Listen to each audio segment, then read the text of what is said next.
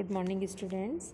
आज हम विपथगामी व्यवहार के क्या कारण हैं उनकी बात करते हैं। तो हमने लास्ट क्लास में सामाजिक नियंत्रण की बात करी थी। सामाजिक नियंत्रण क्या है तथा किस प्रकार समाज में नियंत्रण किया जा सकता है।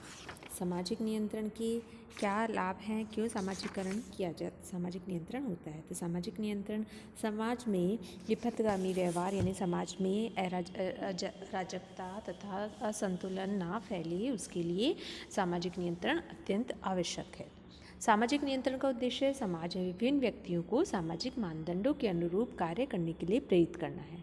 लेकिन सभी समाजों में व्यक्तियों द्वारा सामाजिक मानदंडों के उल्लंघन के उदाहरण मिलते हैं। यानी ऐसा कोई समाज नहीं है जहाँ पर कि सामाजिक नियंत्रण ना हो, सामाजिक विपथगामी व्यवहार ना हो। ऐसा व्यवहार विपथगामी व्यवहार माना जाता है। विपथगामी व्यवहार का प्रभाव समूह, संस्था, अन्य व्यक्तियों के लिए भिन्न भिन्न हो सकता है। कई प्रकार के विपथगामी व्यवहार समाज सह लेता है, यानी उसे मान लेता है। अनेक प्रकार के विपथगामी व्यवहार समूह, संस्था तथा अन्य व्यक्तियों के लिए कोई विशेष हानिकारक सिद्ध नहीं होते हैं। अतः ऐसे व्यवहार को उपहास, निंदा, भर्त्सना व आलोचना का ही सामना करना होता है। अन्य जो है विपथगामी व्यवहार समाज के द्वारा दंडित किए जाते हैं, जो कि इस प्रकार के व्यवहार के प्रति समाज की तीव्र प्रतिक्रिया के द्योतक है। तो विपथगामी व्यवहार के कारण प्राय समाज के भीतर ही निहित रहते हैं, अर्थात विपथगम सामाजिक संरचना के कारण भी होता है। तो सामाजिक नियंत्रण को समझने के लिए हमें सबसे पहले सामाजिक विपथगमन को समझना आवश्यक है। तो हम शुरू करते हैं विपथगामी व्यवहार के कारण। विपथगामी व्यवहार वैसे तो अनेक कारणों से हो सकता है। कुछ तो परिस्थिति से संबंधित हो सकते हैं तथा कुछ संस्थात्मक हो सकते हैं।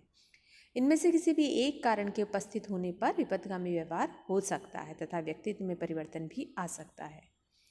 जॉनसन ने विपथगामी व्यवहार के 11 कारण बताए थे। उसमें पहला फर्स्ट है सामाजिकरण का अभाव।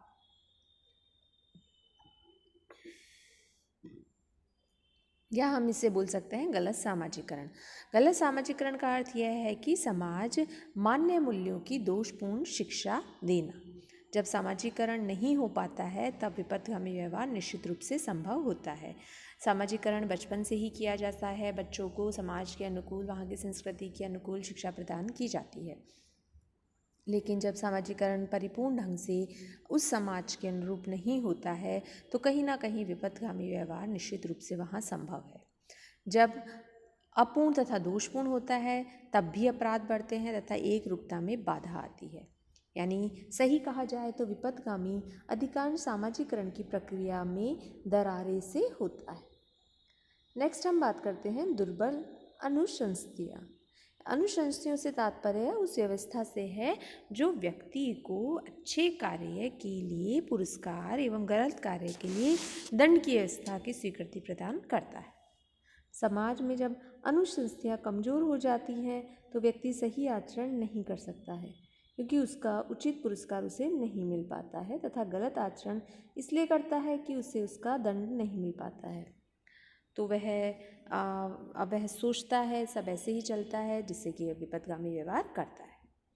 नेक्स्ट है कानून लागू करने में कमी। तो यदि समाज में अच्छे एवं बुरे व्यवहार के लिए आवश्यक अनुशंसतियाँ भी हो किंतु उनका पालन नहीं किया गया हो तो विपथगामी व्यवहार बढ़ता है, क्योंकि व्यक्ति ये समझता है कि कानून से तो जैसे तैसे बच जाएंगे। यदि लेकिन चोर को पकड़ा नहीं जाए या पकड़ कर छोड़ दिया जाए तो वह पुनः चोरी करेगा। इसके लिए व्हाइट ने अपने अध्ययन में पाया था कि पुलिस भी जुआरों के साथ जुआ खेलते हैं और कुछ लोग उन्हें जो रिश्वत देते हैं वह धन उनके मासिक बजट का आवश्यक हिस्सा होता है। तो इस प्रकार इसमें सफ़ेद पोशो जो वाइट कॉलर व्यक्ति होते हैं उनके द्वारा कानून की अवहेलना करने का अच्छा चित्र प्रस्तुत किया गया है। नेक्स्ट है तर्कीकरण की सरलता।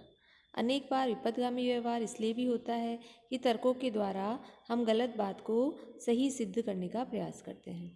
उदाहरण के लिए द्वितीय विश्व युद्ध के समय जब कुछ स्त्रियों को वेश्यावृत्ति अपनाने में सुविधा हो गई, उस समय लोगों ने यह धारणा जमा दी कि युद्ध में लड़ने व मरने वालों जवानों को यौन संबंधी आराम मिलना चाहिए। तो इस बहाने उन्होंने अपने आप को विक्ट्री गर्ल्स कहलाना शुरू कर दिया और ये पेशा भी शुरू कर दिया। जब उन पर मुकदमे चले तो उन्होंने कहा कि इन लोगों को खुश करना हमारा काम है।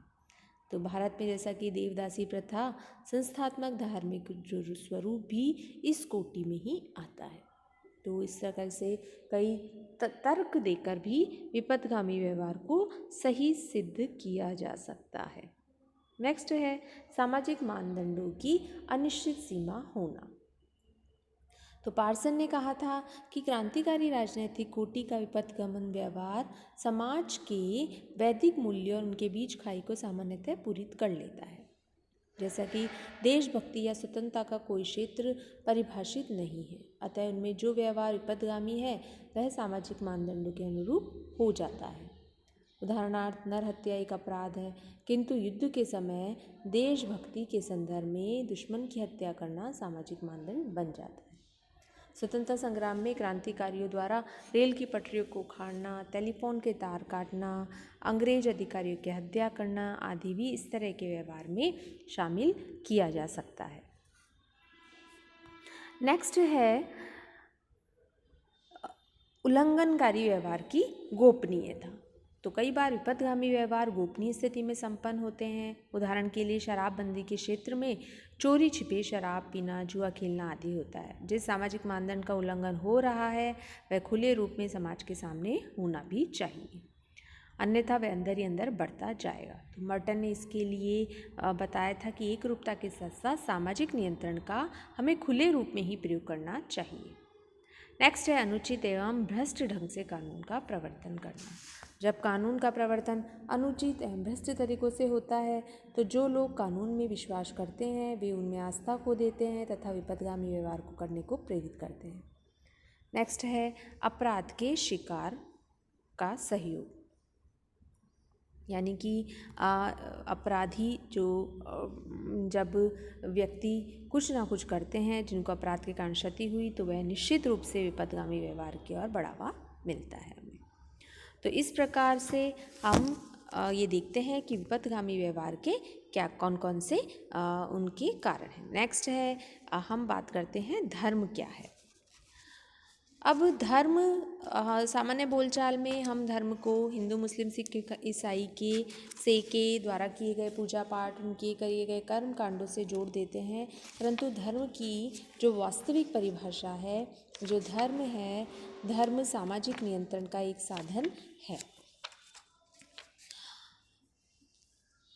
धर्म के संबंध में मेलानोव्स्की, फ्रेजर, मैकाइवर, मिल्टन, सिंगर आदि ने अपने अपने अध्ययन प्रस्तुत करे थे और धर्म को परिभाषित करते हुए एक समाजशास्त्री ने कहा था कि धर्म वह व्यवस्थित प्रयास है जिसे हम जीवन की अंतिम आवश्यकता की पूर्ति कर सकते हैं।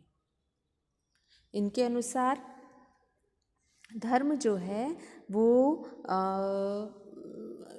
समाज में आवश्यकताओं की पूर्ति करने के लिए ज़रूरी होता है। ये एक व्यवस्थित प्रयास होता है, ये हमारी आवश्यकताओं की पूर्ति करता है।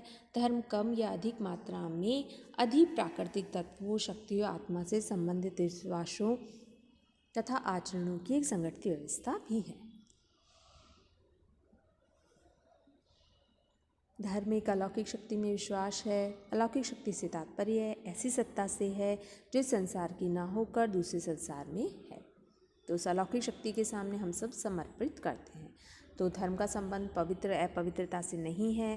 धर्म के विषय में एक और यदि हम बात करें तो हम पाएंगे कि धर्म सार्वभौमिक है, यानी आदिम तथा आधुनिक दोनों समाजों में धर्म पाया जाता है। नेक्स्ट हम बात करते हैं नैतिकता की। नैतिकता क्या है? तो नैतिकता नैतिक नियमों की व्यवस्था है जो कि अच्छे एवं बुरे से संबंधित है तथा जिनका अनुभव अंतरात्मा के द्वारा होता है। यानी नैतिक समाज द्वारा व्यवहार के मूल्यांकन से उत्पन्न स्थिति है। नैतिकता समय व परिस्थिति सापेक्ष होती है। जहाँ धर्म के नियम पूर्ण निरपेक्ष होते हैं वहाँ नैतिकता सापेक्ष होती है। तो धर्म के अनुसार सदा सत्य बोलना चाहिए, चाहे कैसी भी परिस्थिति हो। लेकिन यदि एक जल्लाद या कसाई अपने हाथ में एक तलवार लेकर आपसे पूछता है कि आपने गाय को उधर जाते हुए देखा है, तो नैतिकता कहेगी कि आप ऐसे समय में झूठ भी बोल सकते हैं, चाहे आपने उधर से गाय देखी हुई हो।